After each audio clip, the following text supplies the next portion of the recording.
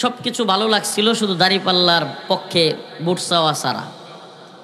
মনে কিছু নেবেন না, বাংলাদেশে আওয়ামী জুলুমের সময়ে সবচেয়ে নির্যাতিত সংগঠন জামাতে ইসলাম কিংবা শিবির, বা আমরাও জুলুমের শিকার হয়েছি। তো এই ক্ষেত্রে আমাদের একটু ব্যালেন্স করা লাগবে। সেটা কি, পলাশবাড়ি বা গাইবান্ধায় জামাতের অবস্থান ভালো, এখন আমরা যদি এখানে তাফসির কোরআন মাহফিলে দাঁড়িপাল্লার পক্ষে অবস্থান নেই, বিএনপির যেখানে অবস্থান ভালো, দেখা যাবে বিএনপিও তাফসির মাহফিলে দানের শীষের পক্ষে প্রোগ্রামে কথা বলা শুরু করবে। এটা একটা বিরাট সমস্যা শুরু হবে। আমি যেহেতু বিএনপির কোনো নেতৃত্বকে সরাসরি থামাইয়া দেই, এই ক্ষেত্রে তাফসির মাহফিলগুলোতে আমাদের ব্যালেন্স করতে হবে। জামাতে ইসলামীর প্রোগ্রামে অবশ্যই প্রকাশ্যে দাঁড়িপাল্লার পক্ষে ভোট চাইবো, কথা বলবো, কিন্তু কোনোভাবেই তাফসির কোরআন মাহফিলে আমরা যেন প্রকাশ্যে দাঁড়িপাল্লা কিংবা ভোট দিয়েন পক্ষে থাকেন। আমি মনে করি তাফসির মাহফিলগুলোতে ওই যে জাতীয়তাবাদী দল জিন্দাবাদ, তারেক রহমান জিন্দাবাদ, বেগম জিয়া জিন্দাবাদ, এগুলো এবং সরাসরি প্রার্থীর মার্কা নিয়ে প্রচারণা, এটা আমাদের বন্ধ থাকা উচিত। আমি জানি আপনারা লোক এখানে জনসংখ্যায় বেশি এই অঞ্চলে, তো ঠিক বলবেন না, ঠিক না বললেও আমার কিছু করার দরকার নেই, আপনারা এত ঠিক বলার দরকার নাই। কিন্তু আমি এটা মনে হয়েছে, আমি ওনাকে যেহেতু ছোটো ভাই বলছে, মুরব্বী হিসেবে বললাম। মাশাআল্লাহ, আয়াতে কারিমা তিলাওয়াত করেছেন, মাজলুম মানুষ কথা বলেছেন, আলহামদুলিল্লাহ। আল্লাহ পাক এই জুলুমকে ইনশাআল্লাহ আগামী দিনে জুলুমের বিরুদ্ধে প্রতিরোধ আন্দোলনের অগ্রনায়ক হিসেবে কবুল করুক, বলে না আমিন। কেন কথাগুলো বলতেছি জানেন, আমি অনেক দিন ধরে এই সংক্রান্ত কথা ছেড়ে দিছিলাম, আওয়ামী লীগ কেন্দ্রিক কথা ছেড়ে দিছিলাম। কেন জানেন? কারণ আমরা যা শুরু করেছি, আমাদের সমালোচনা নিজেদের হওয়া উচিত, হেফাজতের সমালোচনা হওয়া উচিত, জামাতের সমালোচনা হওয়া উচিত, বিএনপির সমালোচনা হওয়া উচিত। কেন সমালোচনা হওয়া উচিত? কারণ আমাদের মধ্যে এই অন্তর্কুন্দলের কারণে আওয়ামী লীগ সুযোগ নিচ্ছে। বুঝতেছেন না আপনারা? এইভাবে যদি নিজেরা দলাদলি করেন, কামড়াকামড়ি করেন, আল্লাহ না করুক এই ভয়ঙ্কর ষড়যন্ত্রের, এই ভারতীয় আধিপত্যবাদী, ভারতীয় এই লেডি ফেরাউন হাসিনা যদি আরেকবার সুযোগ পায়, একজনও ভালো থাকবেন না, কাউরে দেখবে না। পিটাবে সময় আওয়ামী লীগ, কেডা বিএনপি, কেডা জামাত, কেডা হেফাজত, এটা দেখবে না। অতএব খুব সজাগ হয়ে যান। এখন আল্লাহ মাফ করুক, কথাগুলো অনেকটা রাজনৈতিক টার্মে হয়ে যাচ্ছে। ভাই, রাজনৈতিক টার্ম না, এখানে আমি আল্লাহ বিল্লাহর কথা বলবো, কবরের ওয়াজ করব, হাসরের ওয়াজ করব, আসমানের উপরে ওয়াজ করব, আর গাড়ি নিয়ে যাব, রাস্তায় আগুন ধরায় দিবে আওয়ামী লীগ। তাইলে এই ওয়াজ না কইরা এখন কবর আর হাসরের ওয়াজ করলে লাভ আছে? কালকের পরিস্থিতি এমন অবস্থান, আপনাদেরকে বুঝাইতে হবে এই জাতির আজকের অবস্থানের জন্য দায়ী আমরাও দায়ী। আমি আপনাদেরকে প্রশ্ন করতে চাই, আওয়ামী লীগ এত জুলুম, এত নির্যাতন, এত অত্যাচার করবার পরে বিএনপির মতো এত বড় দলের মহাসচিব, সে কি বলতে পারে যে আওয়ামী লীগের হামলা মামলা আমরা তুলে নিব?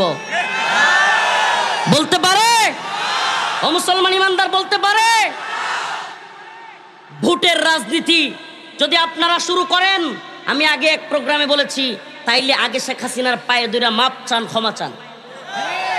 যদি বলেন আওয়ামী লীগকে নির্বাচনে চান, কিংবা আওয়ামী লীগকে মামলা হামলা তুলে দিব, মাফ করে দিব, সালাউদ্দিন কাদের চৌধুরীর কথা বলে যান নাই? এই মানুষটা চট্টগ্রামের অনেক বড় একজন নেতা ছিল, বলে যান নাই? 3 বারের প্রধানমন্ত্রীকে 2 কোটি টাকার জন্য অযথায় হয়রানিমূলক মামলা। আরে মিয়া, একজন চেয়ারম্যানও তো 2 কোটি টাকার উপরে কামায়, একজন প্রধানমন্ত্রী 3 বারের, ওনারে দিছে 2 কোটি টাকার মামলা। মানে এর চাইতে বড় বাটপারি আর হইতে পারে? 2 কোটি টাকার মামলা একজন প্রধানমন্ত্রী, ওনার মনে হয় 2 কোটি টাকার অভাব পড়ছিল, এইটা দিয়া বেগম জিয়াকে দীর্ঘদিন কারাগারে বন্দি রাখা হয়েছে, জুলুম করা হয়েছে। আপনারা যাকে দেশনায়ক বলেন, বিএনপির ভাইদেরকে বলছি, এই মিডিয়ার মাধ্যমে সারা দেশের বিএনপির নেতৃবৃন্দ কিংবা হাইকমান্ডের কাছেও যদি আওয়াজ যায়, আপনাদেরকে বলছি, আপনাদের নেতা এখনো পর্যন্ত ওই যে আওয়ামী লীগের জুলুমের শিকার হয়ে আর দেশে আসতে পারেনি। কোন নেতা কর্মী আপনাদের আমাদের সাথে জেল জুলুমের শিকার, রিমান্ডের শিকার? আপনাদের সালাউদ্দিন কাদের চৌধুরী সহ অনেককে হত্যা করা হয়েছে, ইলিয়াস আলী সহ অনেককে গুম করে হত্যা করে ফেলা হয়েছে। আমার একটা কথা খুব ভালো লেগেছে, সালাউদ্দিন কাদের চৌধুরী সাহেবের ছেলের হুম্মাম কাদের চৌধুরী, বাপকা বেটা, তিনি বললেন একটা মঞ্চে সমাবেশে যে আমারে অনেকেই বলে যে আপাতত আওয়ামী লীগের বুটেরও দরকার আছে, আসতে একটু একটু রোয়া সোয়া কথা বলিয়েন। হুম্মাম কাদের চৌধুরী চিৎকার দিয়ে কয়, কিসের কথা? আওয়ামী লীগের ভোটের আমার দরকার নাই। এইটা না বাপকা বেটা, অন্তরে জ্বালা আছে। আমি বলি শুনেন, যদি আওয়ামী লীগের দালালি করে থাকেন আওয়ামী লীগের নির্বাচনে চাইবেন। যদি আওয়ামী লীগ আপনার জুলুম করে থাকে, আপনার নেতার আপনার নেত্রী জুলুম করে থাকে, আপনি কোনোভাবেই আওয়ামী লীগকে নির্বাচনে চাইতে পারেন না।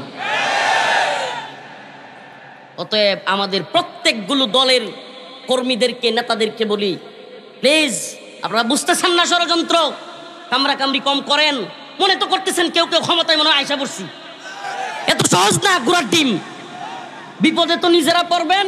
ফাও আমরা যারা ক্ষমতার বাগবাটুয়ারা চাই না, যেহেতু আপনাদের পক্ষে সবসময় থাকি, আমগরও ফেলাইবেন, বুঝলেন নাই? আমরা তো ক্ষমতার বাগবাটুয়ারাই বিশ্বাস করি না, গণতান্ত্রিক রাজনীতিতেই বিশ্বাস করি না। কিন্তু সব সময় আরে এখন যারা কথা বলেন আমাদেরকে একটু সিনা কথা বলেন, আল্লাহ মাফ করো, ছোট মানুষ। কিন্তু আমি আমিরে জামাতের পাশাপাশি ছিলাম কারাগারে দীর্ঘদিন। আমিরে জামাত আমার কাছে খেজুর পাঠাইতেন, হাদিয়া পাঠাইতেন, আমার পরিবারের খবর রাখতেন। এমনকি অন্যান্য যারা আছেন সরাসরি আমার সাথে কথা হয়।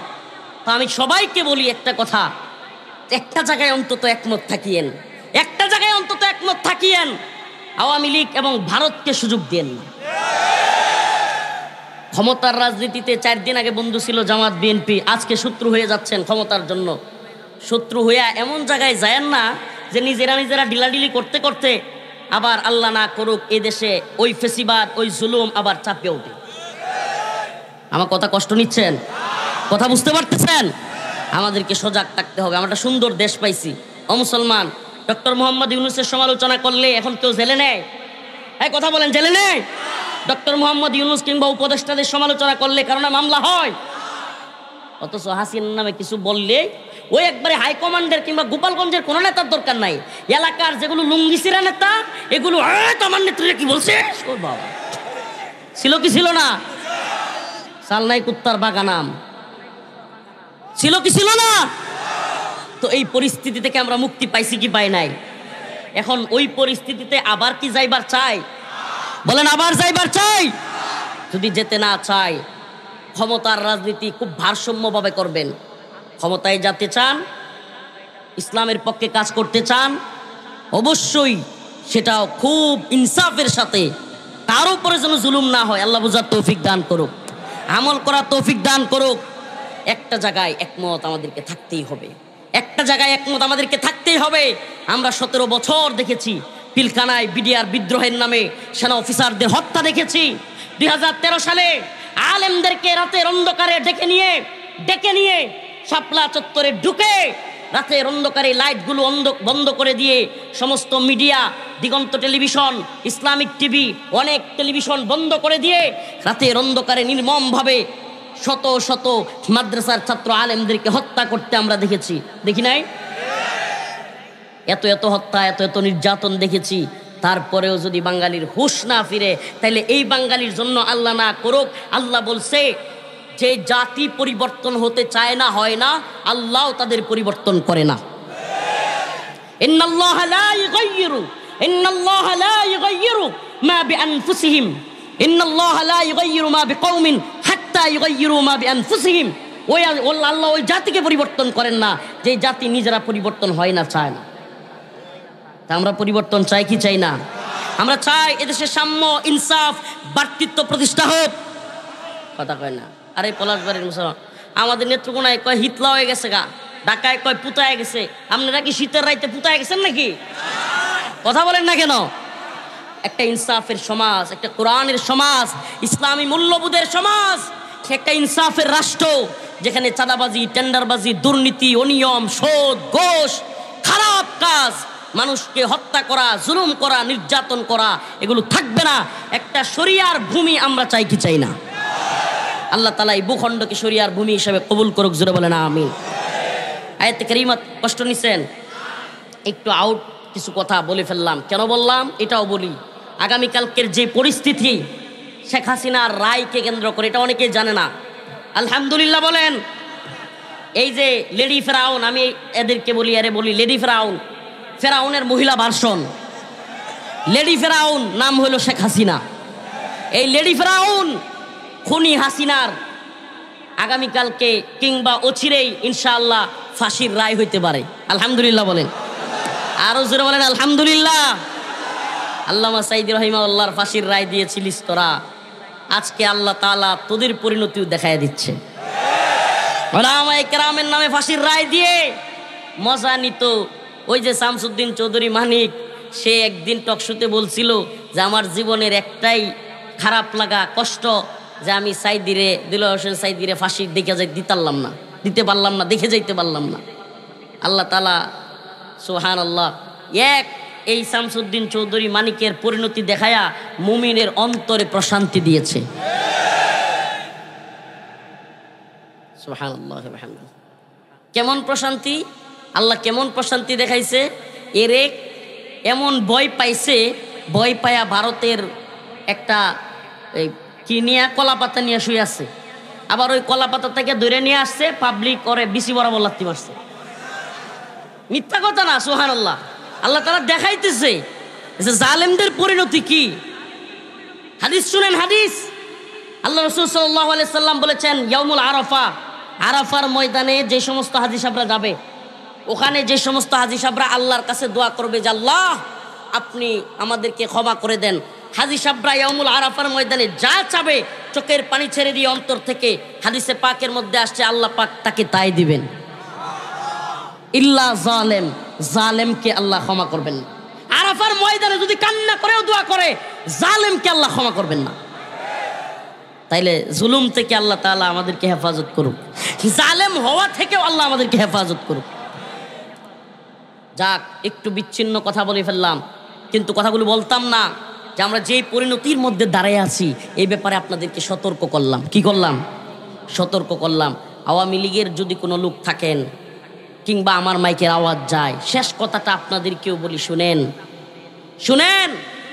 আপনারা বলেন আপনাদের নেত্রীর সব পক্ষে, কিন্তু একটা কথা বলি, এই যে ওলামায়ে কেরামকে হামলা মামলা দিয়েছিল, রিমান্ডে নিয়েছিল, নির্যাতন করেছিল, এটাকেও কি আপনারা সঠিক মনে করেন? আচ্ছা, যদি বলেন যে ঠিক আছে হুজুররা শেখ হাসিনার বিরুদ্ধে, আওয়ামী লীগের বিরুদ্ধে বক্তব্য দিয়েছে, এটাকে সঠিক মনে করি, তাইলে আমার প্রশ্ন, আমি রফিকুল ইসলাম, আমি ভুক্তভোগী, আমার প্রশ্ন, আমার জিজ্ঞাসা, ঠিক আছে আপনার নেত্রীর বিরুদ্ধে বলে আপনাদের কথা মতো ধরে নিলাম আমরা ভুল করেছি, আপনি আমাকে কারাগারে নিয়েছেন, বন্দি করেছেন, আপনি পুলিশ দিয়ে র্যাব দিয়ে ধরায় নিয়ে গেলেন, কিন্তু র্যাবের হাতে পুলিশের হাতে বন্দি থাকা অবস্থায় আপনার প্রশাসন আমার কাপড় চোপড় খুলবে, এটাকেও আপনি নৈতিকভাবে ঠিক মনে করেন? এটাকেও আপনি নৈতিকভাবে ঠিক মনে করেন? তাইলে আপনি একটু বিবেক দিয়ে চিন্তা করবেন যে যারা আলেমদেরকে এই পরিস্থিতিতে নিয়ে গিয়েছিল, যে আলেমদেরকে শুধুমাত্র কারাগারে, ভাই আমি যদি ভুল করে থাকি আপনি আদালতে বিচার করতেন, আপনি জেল জুলুম দিতেন, কিন্তু আপনি আমার কাপড় চোপড় খুলে ফেলবেন, এটা কোন ধরনের কাজ হইতে পারে? বলেন কোন ধরনের কাজ হইতে পারে? আল্লাহকে সাক্ষী রেখে বলছি, এ কথাগুলোর একটুও আকবারায় বলছি না, সুবহানাল্লাহ, সকলের সামনে। কারণ রিমান্ডে যখন ছিলাম ওই লোকগুলোও কিন্তু আমার বক্তব্য শুনতেছে। আল্লাহ না করুক আমি যদি এক বিন্দু বাড়ায়া বলি, ওরা বলবে না দেখ হুজুর মিথ্যা বলতেছে। আমি এই জন্য মিথ্যা বলতে পারবো না। আমার সাথে যা ঘটেছে আপনাদের কাছে নৈতিকভাবে প্রশ্ন রাখলাম, যে আমি যদি ধরেও নেই আপনাদের কথায় যে আপনাদের নেত্রীকে কসুর প্রধানমন্ত্রী বলছি, আপনাদের নেত্রীর গায়ে লাগছে, আপনাদের গায়ে লাগছে, আপনারা জেলে নিলেন, রিমান্ডে দিলেন, বুঝলাম আপনারা আমাদেরকে বন্দি রাখলেন, কিন্তু বন্দি অবস্থায় প্রশাসন কিভাবে আপনাদের নেত্রীর কথায় কিংবা আপনাদের নেতাদের কথায় আমাদের কাপড় চোপড় খুলতে পারে? এটা কি কোনোভাবেই মেনে নেওয়ার মতো? হ্যাঁ, এমনও আলেম আছে, নাম বলবো না, এমনও আলেম আছে যে আলেমের যৌনাঙ্গে ধরে পর্যন্ত চাপ দিয়েছে এই হাসিনার প্রশাসন। নাউজুবিল্লাহ বলেন। যৌনাঙ্গে ধরে চাপ দিয়েছে এমনও আলেম আছে। আল্লামা জুনায়েদ বাবুনগরী রহিমাহুল্লাহর খলিফা খাদেম এনামুল হাসান ফারুকি ভাই এই দুই হাতের মধ্যে এইভাবে হ্যান্ডকাপ ঝুলাইয়া উপরে আপনার লোহার শিকল দিয়া বাইন্দা একেবারে শূন্যের উপর ঘন্টার পর ঘন্টা ঝুলাই রাখছে। এই নির্মম নির্যাতনগুলো করেছে। আমার জানতে চাওয়া যে আজকে এত নির্যাতন, নিপীড়ন, গুম, খুন, হত্যার পরে যদি হাসিনারে একবার ফাঁসি দেওয়া হয়, কম হয়ে যায় না? আমার তো ইচ্ছা আল্লাহ হাসিনার পালায়া যাওয়া দেখাইছে, আল্লাহ তাআলা যেন এমন একটা দৃষ্টান্তমূলক শাস্তি দেখায় যে মতিঝিলের শাপলা চত্বরে যেখানে হেফাজতের নেতাকর্মীদেরকে হত্যা করেছে, ওই শাপলা চত্বরে ক্রেনের উপর ক্রেন, বড় ক্রেনের উপর হাসিনাকে ঝুলায়া তারপরে কর্মসূচি দিয়া আল্লাহ তাআলা আমাদেরকে সেই দিনও দেখাক। আরো জোরে বলেন আমিন। ইন্নাল্লাহা আশতারা মিনাল মুমিনিনা আনফুসাহুম ওয়া আমওয়ালাহুম বিআন্না লাহুমুল জান্নাহ يقاتلون في سبيل الله فيقتلون ويقتلون وعدا عليه حقا। আল্লাহর ওয়াদা সত্য না মিথ্যা? আস্তে বলেন, আল্লাহর ওয়াদা সত্য না মিথ্যা? জোরে বলেন। ওয়াদান আলাইহি হাক্কা, আল্লাহ পাক কি ওয়াদা করেছেন? ইন্নাল্লাহা আশতারা মিনাল মুমিনিন أنفسهم وأموالهم بأن لهم الجنة يقاتلون في سبيل الله فيقتلون ويقتلون। আল্লাহ বলেছেন যদি কেউ তার জান মাল আল্লাহর জন্য দিয়া দেয়, আল্লাহর কাছে বিক্রি করে দেয়, আল্লাহ রাব্বুল আলামিন বলেন বিআন্না লাহুমুল জান্নাহ, আমি তাকে বিনিময়ে জান্নাত দিব। ওয়াদান আলাইহি হাক্কা, আল্লাহর ওয়াদা সত্য না মিথ্যা? ওয়াদান আলাইহি হাক্কা, আল্লাহ পাক দেখিয়ে দিয়েছেন। মোল্লা ওমর দেখে যাইতে পারেন নাই, কিন্তু আমরা দেখেছি। আমেরিকা সহ নেটো সহ সব পরাজিত হয়েছে। আল্লাহর ওয়াদা কাম মিন ফিয়াতিন কলিলাতিন গালাবাত ফিয়াতান কাসীরাতান বিইذنিল্লাহ। যদি আল্লাহর পক্ষে একটা দল কায়েম দায়েম থাকে, ভরসা করে আল্লাহর উপর, ছোট্ট দল হওয়ার পরেও আল্লাহ পাক বড় দলের বিরুদ্ধে গালাবাত ফিয়াতান কাসীরাতান বিইذنিল্লাহ, বড় দলের বিরুদ্ধে আল্লাহ পাক তাদেরকে বিজয়ী করেন। সুবহানাল্লাহ। আল্লাহ পাক বিজয়ী করছেন না করেন নাই? আফগান জাতিকে বিজয়ী করছেন না করেন নাই? বোঝা গেল দল ছোট হইতে পারে, কিন্তু আল্লাহর উপর আস্থা এবং ভরসা থাকলে বড় বড় দলের বিরুদ্ধে বিজয়ী হয়। হয় কি হয় না? হয় কি হয় না? আমরা আল্লাহর পক্ষের সৈনিক। আবারও বলছি, আমরা কার সৈনিক? উলাইকা হিজবুল্লাহ। আমরা কার সৈনিক? আল্লাহর সৈনিক। আমরা আল্লাহর জন্য লড়াই করি, আল্লাহর জন্য বাঁচি, আল্লাহর জন্য বেঁচে থাকি। পৃথিবীর কোন তাগুতি শক্তিকে, পৃথিবীর কোন সুপার পাওয়ারকে আমরা ভয় করি না। আমরা ভয় করি একমাত্র কাকে? আমরা এই দ্বীনের জন্য, এই উম্মতের জন্য আমরা প্রয়োজনে জীবন দিয়ে দিতেও রাজি আছি ইনশাআল্লাহ। আর যদি প্রয়োজন হয় দেশ রক্ষা করবার জন্য, এই ভূখণ্ড রক্ষা করবার জন্য, এই দ্বীনকে, এই জমিনকে রক্ষা করবার জন্য প্রয়োজন হলে আমরা জান মাল ইজ্জত সব কিছু দিয়ে লড়াই করতেও জানি। রাজি আছেন ইনশাআল্লাহ? কথা বলেন, রাজি আছেন ইনশাআল্লাহ? রাজি আছেন ইনশাআল্লাহ? এই কে কে রাজি আছেন চিৎকার দিয়ে হাত তুলেন।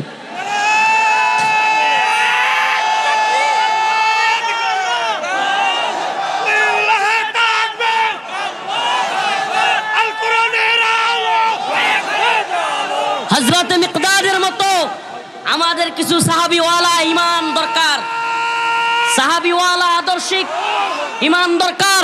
হযরতে মিকদাদ যে কথা বলেছিলেন, ইয়া রাসূলুল্লাহ আপনি কিসের আশঙ্কা করছেন? আমরা আপনার সামনে আছি, পিছনে আছি, ডানে আছি, বামে আছি, আপনি যেখানে বলবেন আমরা সেখানে যাব। সুবহানাল্লাহ।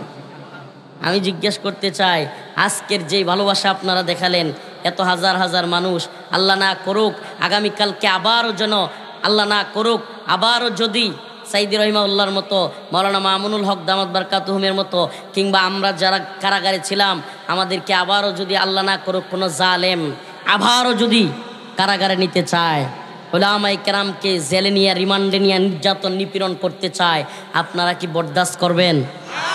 সহ্য করবেন? প্রিয় মুসলিম উম্মাহ, আমাদের চাওয়াটা ব্যক্তিগত না, আমাদের চাওয়াটা ব্যক্তিগত না। আমরা এই উম্মার জন্য কথা বলি। যে কেউ আওয়ামী লীগ যে জুলুম করেছে, নির্যাতন করেছে, আল্লাহ না করুক আগামী দিনে কেউ করলে আমরা কি তাদের বিরুদ্ধে কথা বলবো না? বলবো না? আর যদি বলেন হুজুর আপনাদের এই কথা বলার দরকার নাই, কবরের ওয়াজ করেন, কবরের ওয়াজ করতে পারবো। কিন্তু মুসলমান কিছু লোককে তো অন্তত থাকতে হবে যারা যেই সরকারি ক্ষমতায় আসুক তাদের জুলুমের বিরুদ্ধে আওয়াজ তুলবে। থাকা দরকার আছে না নাই? হযরতে সাদ রাদিয়াল্লাহু আনহু আল্লাহর নবীর সামনে আল্লাহ রসুল যখন মাশওয়ারা করলেন, পরামর্শ করলেন, হযরত সাদ রাদিয়াল্লাহু আনহু দাঁড়ায় গেলেন, বললেন ইয়া রাসূলুল্লাহ আপনি কিসের আশঙ্কা করতেছেন? ইয়া রাসূলুল্লাহ শুধু বদরে নয়, আপনি যেখানে বলবেন, আবার ভাই মিকদাদ বলেছে আমরা সেখানে যাব। আপনি যদি নদীতে আপনার ঘোড়া নিয়ে ঝাঁপ দেন, আমরা ডানে বামে তাকাবো না, এক বিন্দু সময় ক্ষেপণ করব না, আমরাও আপনার সাথে আমাদের ঘোড়া নিয়ে নদীতে ঝাঁপ দেব। সুবহানাল্লাহ, সুবহানাল্লাহ বলবেন না? হে উম্মার যুবকেরা, হে উম্মার যুবকেরা, হে পলাশবাড়ি গাইবান্ধার যুবকেরা, তোমাদেরকে বলি হিন্দুত্ববাদী ভারত চোখ রাগানি দেখাচ্ছে, একটু সতর্ক থাকবা। প্রিয় ভাইরা আমার, আজকের কথাগুলো তোমরা মনে করতে পারো হুজুর ওয়াজ শুনতে আসলাম, রাজনৈতিক কথা বলে গেলেন। প্রিয় ভাই, রাজনৈতিক কথা নয়, এই হিন্দুত্ববাদী ভারত পাকিস্তানে অ্যাটাক করবার জন্য পেহেলগামের হামলার নামে এক নাটক করেছিল। এখন বর্তমানে 2-3 দিন আগে থেকে দিল্লিতে একটা সন্ত্রাসবাদী অ্যাটাক হয়েছে, এরকম একটা নাটক করতেছে।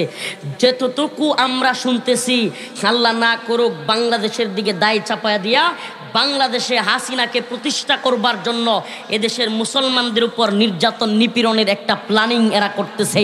আমরা আপনাদের কাছে জানতে চাই, ও উম্মার যুবকেরা, যদি আমরা ডাক দেই, উলামায়ে কেরাম ডাক দেই, আমাদের মুরব্বিরা ডাক দেই, আমাদের আমিররা ডাক দেই, ইনশাআল্লাহ হিন্দুত্ববাদী ভারতের বিরুদ্ধে বজ্র কণ্ঠে যদি আমাদের সেনাবাহিনীর পাশে, আমাদের বিজেপির পাশে অস্ত্র নিয়ে দাঁড়াতে হয়, কে কে প্রস্তুত আছো? ইনশাআল্লাহ।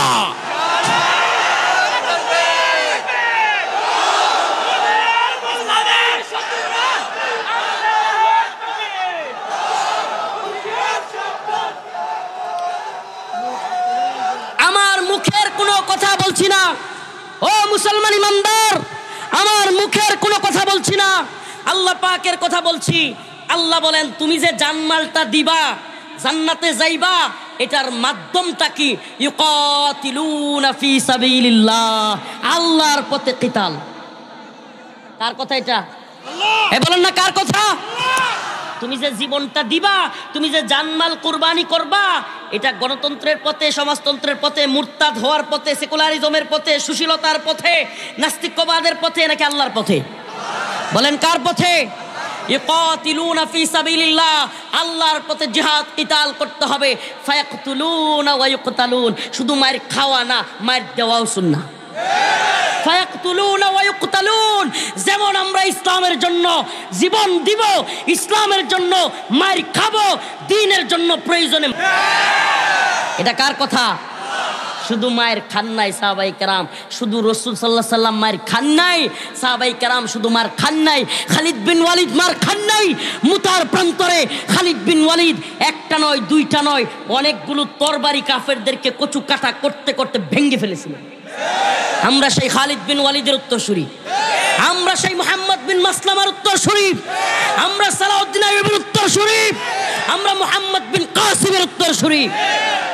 আমাদের রক্তে বহমান তাদের রক্ত, আমরা তাদের উত্তরসূরি। কোনো কাফের মুশরিকের, কোনো হিন্দুত্ববাদী ভারতের চোখ রাঙানি আমরা ভয় পাই না। বলে হুজুর আপনাদের কাছে কি আছে? আমি বলি আমাদের কাছে ওই সাহাবীদের, সে মুসলমান, কথা বলবেন কম, শুনেন। 313 জন মানুষ আজকের দুনিয়ায়, কারো কাছে ঘোড়া নাই, কারো কাছে তীর নাই, কারো কাছে তলোয়ার নাই, তরবারি নাই।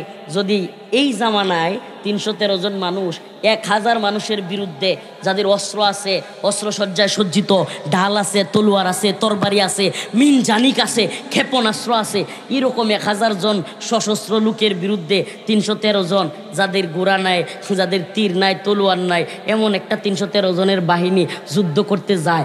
সত্যি কোন এই জামানায় আমরা অনেকে পাগল হইতাম না? চিন্তা করছেন কখনো? আয় হায়, কয় কি এই লোকগুলো 313 জন, অথচ এদের কি নাই? কারো তীর নাই, আছে কিছু কিছু যুদ্ধ সরঞ্জাম আছে, কারো কাছে তলোয়ার আছে, আবার কারো কাছে নাই। সুবহানাল্লাহ বলবেন না? এই মানুষগুলো এইভাবে তীর, তলোয়ার, ঢাল কিংবা মিনজানিক ছাড়াই, অনেকে আল্লাহর নবীর কথায়, কেউ লাঠি নিয়া, কেউ দাও নিয়া, কেউ তলোয়ার নিয়া, যার যা ছিল আল্লাহর নবীর কথায় ছুটে গিয়েছেন। আল্লাহর রাসূল আল্লাহর কাছে দোয়া করলেন, আয় আল্লাহ, আজকের এই 313 জন যদি আল্লাহ পরাজিত হইয়া যায়, আপনার নাম নেয়ার মতো, আপনার ইবাদত করার মতো এই জমিনে আর কেউ থাকবে না। আই মাওলা, আপনি সাহায্য করেন। রব্বুল আলামিন বলেন, হে নবী, ওয়াদান আলাইহি হাক্কা, আমি আল্লাহর ওয়াদা সত্য। আপনি যান, আপনার সাহাবায়ে কেরামকে আপনার সাথীদেরকে সাহায্য সহযোগিতা করবার জন্য আমার ফেরেশতারা দলে দলে তৈরি হচ্ছে। সুবহানাল্লাহ বলবেন না? দলে দলে তৈরি হচ্ছে। আপনি যান, ইয়া রাসূলুল্লাহ। যুদ্ধের ময়দানে গেলেন, সুবহানাল্লাহ, এমন এক বৃষ্টি হইল, সাহাবায়ে কেরাম যে অংশে ছিলেন এই অংশটা ছিল বালু মাখা, এমন বালু মাখা যেই বালুতে হাঁটা যাচ্ছিল না। আর ওরা যেখানে ছিল শক্ত ভূমি ছিল, এমন ভূমি, খুব মজা কইরা ছিল। আল্লাহ তাআলা হঠাৎ কইরা দিলেন বৃষ্টি। এই বৃষ্টির কারণে সাহাবায়ে কেরাম যেখানে ছিলেন বালুতে, ওই বালু হয়ে গেল শক্ত সুন্দর, আর ওরা যেখানে ছিল শক্ত, ওই শক্ত মাটি হয়ে গেল পিছলা। সুবহানাল্লাহ কইবেন না? এমন পিচ্ছিল হইছে, ওগুলো দাঁড়াইতেই পারে না। আল্লাহ তাআলা ফেরেশতা দিয়া থাফরায়া নাক মুখ থুতা কইরা দিয়া যুদ্ধে হারাই দিছে। হাদিসের কথা বলছে, হাদিসের কথা। আল্লাহ রাসূলের এক সাহাবী আল্লাহর নবীকে যুদ্ধের পরে এসে বলতেছে, ইয়া রাসূলুল্লাহ, আমি হঠাৎ করে দেখি আমার সামনে একটা কাফের আসছে, আমি গেছি মারতে, হঠাৎ করে দেখি এইটা ঠাস করে শব্দ হইছে, নাক মুখ থেত্রা বেত্রা উল্টে পড়ে গেছে। সুবহানাল্লাহ বলবেন না? আল্লাহর রাসূল বলেন, ওয়াদান আলাইহি হাক্কা, আমার মাওলার ওয়াদা সত্য। আমার মাওলা বলেছিলেন ফেরেশতারা সহযোগিতা করবে। ফেরেশতা চাবুক দিয়ে নাকে মুখে বাড়ি মারছে, ওই কাফের সিটটা পড়ে গেছে। সুবহানাল্লাহ বলবেন না? ও মুসলমান, ও পলাশবাড়ি গাইমান্দার মুসলমান, জানতে মনে চায় ওই বদরের মালাইকারা কি এখনো আছে নাকি নাই? একটু আস্তে কোন আছে না নাই? বদরের মালাইকারাও এখনো আছে, সেই রব আল্লাহ এখনো আছে। হিন্দুত্ববাদী ভারত যদি এই ভূখণ্ডের দিকে, শাহজালাল মুজাররদে আমিনীর ভূমির দিকে চোখ তুলে তাকাস, আবারও আমরা ইনশাআল্লাহ শাহজালালের তরবারি নিয়ে গর্জে উঠবো। ইমানি পাওয়ারে আমরা বদরের মতো গর্জে উঠবো। আল্লাহ পাক মালাইকা দিয়ে মুহাম্মদ বিন কাসিমকে যেমন, বদরীদেরকে যেমন সহযোগিতা করেছিলেন, আমাদেরকেও সহযোগিতা করবেন। হিন্দুত্ববাদী ভারত পরাজিত হবে, পরাজিত হবে, পরাজিত হবে ইনশাআল্লাহ।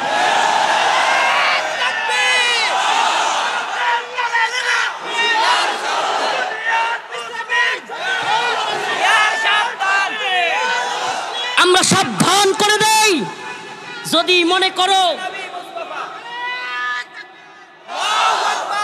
মনে করো আমরা দুর্বল ছোট দেশ, আমরা কি করতে পারবো, এই করতে পারবো, সেই করতে পারবো।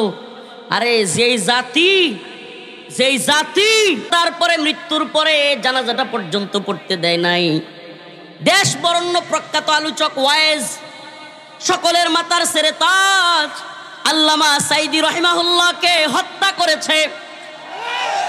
হত্যা করার পরেও ঢাকায় জাতীয় মসজিদ প্রাঙ্গণে জানাজা পর্যন্ত পড়তে দেয় নাই। এই ভণ্ডরা, তখন আমরা যখন আন্দোলন করতাম তখন বলতো এই ভণ্ডরা যে আমরা শান্তি সমাবেশ করি, অন্যরা আন্দোলন দিলে তারা লাঠি নিয়া, দা নিয়া, অস্ত্র নিয়া, হেলমেট পইরা কি বলতো যে আমরা শান্তি সমাবেশ করি, বলতো কি বলতো না? আর তাদের নেত্রী বলতো যে যারা বাসে, এরা নিজেরাই আগুন দিত, দিয়া বলতো যে যারা বাসে আগুন দিবে, যারা প্রাইভেট কারে আগুন দিবে, বিভিন্ন জায়গায় আগুন দিবে, ওই আগুনের মধ্যে ওদেরকে ফেলে দেওয়া হোক, বলতো কি বলতো না? আল্লাহর কি কুদরত! এখন ওই সব আলোচনা আবারও আসতেছে।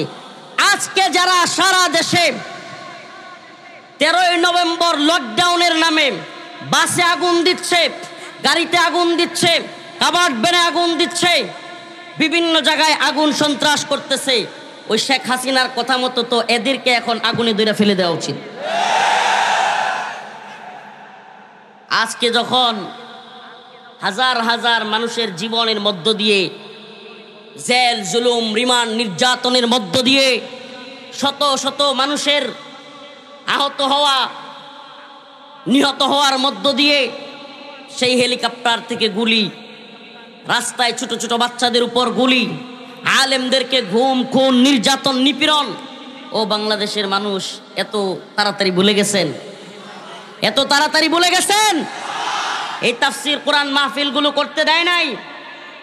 এগুলা কি ওই বিমানের তলা ভাঙ্গা পড়ছে কথা, নাকি এগুলো সত্য?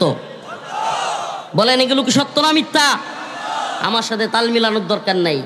এই দিনগুলো আমরা দেখেছি, তাফসীর মাহফিলে বাধা, উলামায়ে কেরামকে জেলে নেওয়া, রিমান্ডে নেওয়া, নির্যাতন করা।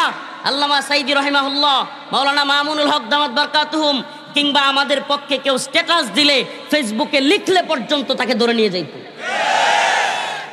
এই দিনগুলো আমরা দেখি নাই? কথা বলেন, দেখি নাই? তাইলে আমি তো মনে করি যে এরা তো এখন একজন প্রধানমন্ত্রী সহ বাকি 300 জন এমপি মন্ত্রী সবগুলো পালাইছে।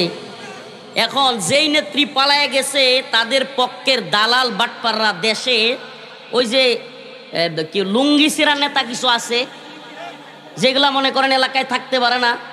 এখন চিন্তা করছে যে নেত্রীও নাই, বাড়িতেও থাকতে পারি না, কর্মু কি? কিছু টাকার বিনিময়ে এরা লাফালাফি করতেছে। আমি এদেরকে বলি, তোমাদের নেত্রীর যদি তোমাদের প্রতি এতই দরদ থাকতো, পালায়া যাইতো না। তা আমরা আমাদের উলামায়ে কেরাম, তোমাদের কারো ভয়ে কোনো আলেম পালায়া যায় নাই, কোনো আলেম দেশ ছেড়ে যায় নাই। জেল জুলুম রিমান্ডের শিকার হয়েও 17 বছর এদেশের উলামায়ে কেরাম, এদেশের তাওহীদবাদী জনতা, তোমাদের চোখে চোখ রেখে আমরা কথা বলেছি।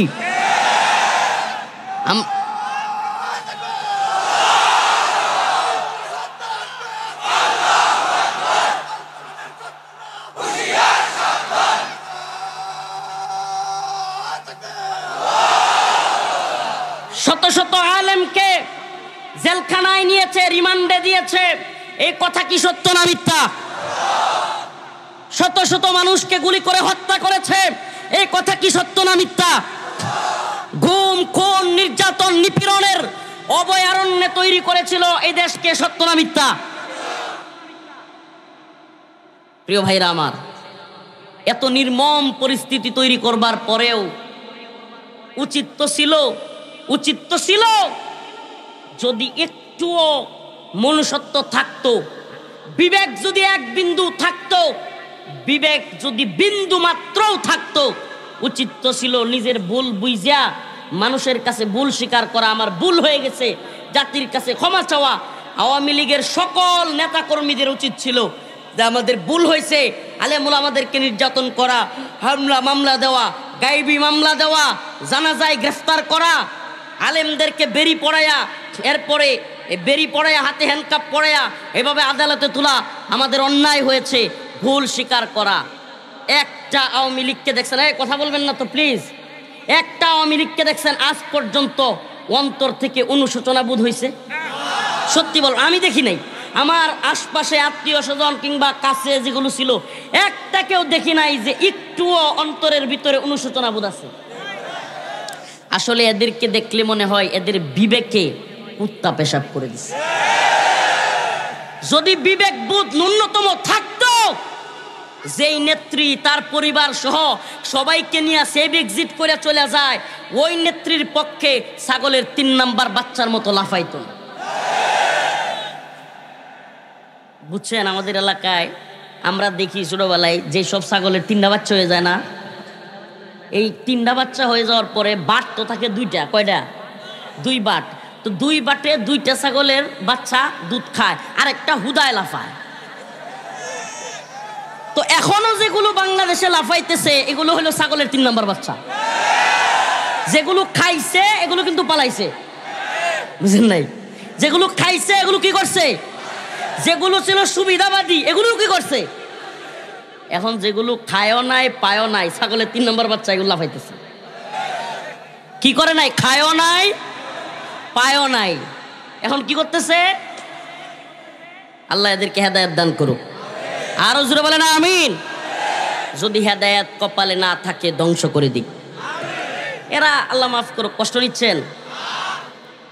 ইন্নাল্লাহা ইশতারা মিনাল মুমিনিনা আনফুসাহুম ওয়া আমওয়ালাহুম বিআন্না লাহুমুল জান্নাহ ইউকাতিলুনা ফি সাবিলিল্লাহ فيقتلون ويقتلون وعدا عليه حقا في التوراة والإنجيل والقرآن যে আয়াতে কারিমা উনি তিলাওয়াত করেছেন কিংবা আমি তিলাওয়াত করেছি, আল্লাহ রব্বুল আলামিন মুমিনদের সাথে একটা ব্যবসার কথা বলছেন। কিসের কথা? কথা শুনতেছেন ও পলাশবাড়ির মুসলমান, কথা শুনতেছেন? আল্লাহ রব্বুল আলামিন মুমিনদের সাথে একটা ব্যবসার কথা বলছেন। ব্যবসা, পণ্য আদান প্রদান। ক্রেতা হলেন আল্লাহ। এই ব্যবসার মধ্যে ক্রেতা কে? মানিল্লাযী ইশতারা, ক্রেতা কে? আরে পলাশবাড়ির মুসলমান রাগ করে লাইছেন নাকি? তো কথা কর না কে? ক্রেতা কে? ইন্নাল্লাহা ইশতারা মিনাল মুমিনিন আনফুসাহুম ওয়া আমওয়ালাহুম বিআন্না লাহুমুল জান্নাহ ইউকাতিলুনা ফি সাবিলিল্লাহ ফায়াকতুলুনা ওয়া ইউকতালুন। এই ক্রয় বিক্রয়, এই যে একটা ব্যবসা। কি ব্যবসা? জান এবং মালের ব্যবসা। সুবহানাল্লাহ। আল্লাহ বলেন ইন্নাল্লাহা ইশতারা মিনাল মুমিনিন আনফুসাহুম ওয়া আমওয়ালাহুম বিআন্না লাহুমুল জান্নাহ। মুমিনদের সাথে আল্লাহর একটা ব্যবসা হচ্ছে। কি? আল্লাহ বলতেছেন যে মুমিনদের মধ্যে নিশ্চয়ই ইন্নাল্লাহা ইশতারা মিনাল মুমিনিনা আনফুসাহুম ওয়া আমওয়ালাহুম বিআন্না লাহুমুল জান্নাহ। এই ক্রয় বিক্রয়ের ক্রেতা হলেন আল্লাহ, বিক্রেতা হলাম আমরা। বিক্রেতা কারা? ক্রেতা কারা? ক্রেতা কে? বিক্রেতা কারা? মানিল্লাযী ইশতারা, ক্রেতা কে? পণ্যটা কি? পণ্যটা হলো জান এবং মাল। পণ্যটা কি? জান এবং মাল। দুনিয়ার কোনো পণ্য নয়, দুনিয়ার কত দ্রব্য নয়, সরাসরি জান এবং মাল, এটাই হলো পণ্য। কিনবেন কে? বিক্রি করতেছে কারা? বিনিময়ে আমরা কি পাবো? বিআন্না লাহুমুল জান্নাহ। মাশাআল্লাহ। বিনিময়ে আমরা কি পাবো? এই যে বিনিময়ে আমরা জান্নাত পাবো। আল্লাহ বলেন আলিফ লাম মিম আহাসিবান নাস আইয়ুতরাকু আইয়াকুলু আমান্না ওয়া হুম লা ইফতানুন। আল্লাহ রাব্বুল আলামিন বলেন, হে মুমিন, হে মানুষ, আহাসিবান নাস আইয়ুতরাকু আইয়াকুলু আমান্না, তোমরা কি মনে করো তোমরা বলবে আমান্না আমান্না, আমরা ঈমানদার? এ কথা বলার দ্বারা হুম লা ইফতানুন, তোমাদেরকে কোনো পরীক্ষা করা হবে না? তোমরা কি মনে করো যে তোমাদেরকে ঈমানদার বলার সাথে সাথে ছেড়ে দেওয়া হবে? এই দ্বীনের জন্য কোনো কুরবানি করা লাগবে না? এই দ্বীনের জন্য তোমাদেরকে কোনো পরীক্ষার শিকার হইতে হবে না? এই দ্বীনের জন্য তোমাদেরকে ঈমানের পরীক্ষায় অবতীর্ণ হতে হবে না? তোমরা শুধু বলবে আমাদের বাবা মুসলমান, আমাদের দাদা মুসলমান, আমাদের পরদাদা মুসলমান, আমাদের 14 গোষ্ঠী মুসলমান, আমিও মুসলমান, নাম কাওয়াস্তে মুসলমান বলার দ্বারা আপনাকে ক্ষমা করে দেওয়া হবে। আল্লাহ বলেন না, ওয়ালাকাদ ফাতান্নাল্লাযীনা মিন ক্বাবলিহিম ফালায়া'লামান্নাল্লাহুল্লাযীনা সাদাকু ওয়া লায়া'লামান্নাল কাযিবিন। আল্লাহ রাব্বুল আলামিন বলেন, অবশ্যই অবশ্যই তোমাদেরকে পরীক্ষা করা হবে। তোমাদের পূর্ববর্তীদেরকে পরীক্ষা করা হয়েছে, এখনো যারা আছে তাদেরকেও পরীক্ষা করা হবে। কেন পরীক্ষা করা হবে? ওয়ালা ইয়ালামান্নাল্লাহুল্লাযীনা সাদাকু ওয়ালা ইয়ালামান্নাল কাযিবিন। তোমাদের মধ্যে আল্লাহকে কারা প্রকৃতপক্ষে বিশ্বাস করো এবং কারা মুখে বলো মুসলমান, মুখে বলো ঈমানদার, কিন্তু মন্দিরে গিয়া প্রশংসা করো, মূর্তির প্রশংসা করো, দেব দেবীর প্রশংসা করো। আল্লাহ রাব্বুল আলামিন বলেন মুখে ঈমানদার, অন্তরে আরেক অবস্থা। এগুলো মুমিন হতে পারে না। ওয়া মা হুম বিমুমিনিন, এরা ঈমানদার নয়, এরা হলো মুনাফিক। এরা কি? আল্লাহ রাব্বুল আলামিন এক আয়াতে কারীমার মধ্যে বলেন, ওয়া মিনান নাস মান ইয়াকুলু আমান্না বিল্লাহ ওয়া বিল ইয়াউমিল আখির ওয়া মা হুম বিমুমিনিন।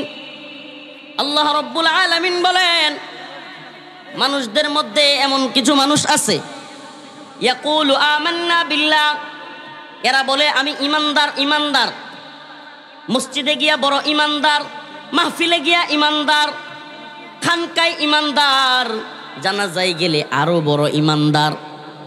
বলে বিল্লাহি ওয়া বিল ইয়াউমিল আখির, আমরা আল্লাহ এবং আখিরাতে বিশ্বাস করি। কিন্তু আল্লাহ রাব্বুল আলামিন সূরাতুল বাকারার মধ্যে জানায়া দেন, ওমা হুম বিমুমিনিন, এরা প্রকৃতপক্ষে ইমানদার না। এরা কি না? আমার কথা কি বুঝাইতে পারতেছি না, নাকি আমার কথা বুঝেন না? একটু মাঝে মাঝে আওয়াজ দিয়েন, তাহলে তো বুঝবো আপনারা বুঝতেছেন। মানুষের সামনে গিয়া বলো ইমানদার, মানুষের সামনে বলো বড় ইমানদার, বড় মুসল্লি, সুদখোর, গুন্ডা, বদমাইশ, চাঁদাবাজ, এরাও সকলের সামনে গিয়া বড় ইমানদার, জানাজায় গিয়া বড় ইমানদার। কিন্তু মসজিদে ইমানদার, জানাজায় ইমানদার, খানকায় ইমানদার, কিন্তু মাহফিলে ইমানদার, কিন্তু মন্দিরে গিয়া কিংবা বিভিন্ন ধরনের বিধর্মীদের অনুষ্ঠানে গিয়ে আবার ওই বিধর্মীদের পক্ষে কথা বলে, আছে না নাই? কথা বলেন, আছে না নাই? আল্লাহ বলেন ইয়ারা বিল্লাহি ওয়া বিল ইয়াউমিল আখির বলতে পারে, কিন্তু আল্লাহ রাব্বুল আলামিন বলেন ওয়ামা হুম বিমুমিনিন, এরা প্রকৃতপক্ষে ঈমানদার না। সুবহানাল্লাহ। এরা কি না? ওয়া ইযা কিলা লাহুম আমিনু কামা আমানান নাস, এরা বলে ওয়া ইযা কিলা লাহুম আমিনু কামা আমানান নাস, এদেরকে যখন বলা হয় তোমরা ঈমান আনো সকল মানুষ মুমিনরা যেভাবে ঈমান আনছে, এরা বলে ক্বালু আনুমিনু কামা আমানাস সুফাহা, এরা বলে আমরা কি ওই নির্বোধ মোল্লা মৌলবীদের মতো, ওই ধর্মান্ধদের মতো ঈমান আনবো? নাউজুবিল্লাহ। আল্লাহ বলেন আলা ইন্নাহুম হুমুস সুফাহা, ওই আলেমরা, ওই মোল্লা মৌলবীরা নির্বোধ নয়, প্রকৃতপক্ষে এরাই হলো নির্বোধ। আল্লাহ বলেন ওয়া ইযা কিলা লাহুম লা তুফসিদু ফিল আরদ, যখন বলা হয় লা তুফসিদু ফিল আরদ, তোমরা জমিনের মধ্যে ফিতনা ফাসাদ সৃষ্টি করিও না, কি করিও না?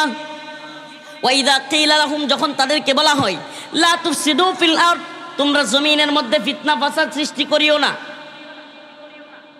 এরা তখন বলে ওয়া ইযা কিলা লাহুম লা তুফসিদু ফিল আরদ, এরা তখন বলে ক্বালু ইন্নামা নাহনু মুসলিহুন, এরা তখন বলে আরে আমরা কিসের ফিতনা ফাসাদ সৃষ্টি করব, আমরা তো সবচাইতে বড় শান্তিকামী, আমরা শান্তি সমাবেশ করি, লাঠি লইয়া, টেডা লইয়া, হেলমেট লইয়া, রামদাও লইয়া, বাস, ট্রাক কিংবা বিভিন্ন গাড়িগুরু পুরাইয়া দিয়া আমরা শান্তি করি, আছে না নাই? আল্লাহ বলতেছেন ওয়া ইযা কিলা লাহুম লা তুফসিদু ফিল আরদ, যখন এদেরকে বলা হয় জমিনে ফিতনা ফাসাদ সৃষ্টি করিও না, অশান্তি সৃষ্টি করিও না, এরা বলে ক্বালু ইন্নামা নাহনু মুসলিহুন, আমরা হলাম শান্তি সমাবেশকারী, আমরা হলাম নিরপেক্ষ, আমরা শান্তিকামী মানুষ। আল্লাহ বলেন আলা ইন্নাহুম হুমুল মুফসিদুনা ফিল আরদ, আরে এরা শান্তি সমাবেশকারী নয়, এরা বরং শান্তি বিনষ্টকারী, এরা সমাজে ফিতনা ফাসাদ সৃষ্টিকারী। এটা কে কয়? আজকেও দেখেন বিগত দিনে উলামায়ে কেরামকে কারাবন্দি রেখে রিমান্ডে নিয়ে নির্যাতন করে ফাঁসির কাস্টে ঝুলিয়ে বরেণ্য আলেম, দেশ বরেণ্য আলেম, সকলের শ্রদ্ধাভাজন আলেম আল্লামা নূর হোসেন কাসেমী রহমাতুল্লাহি আলাইহি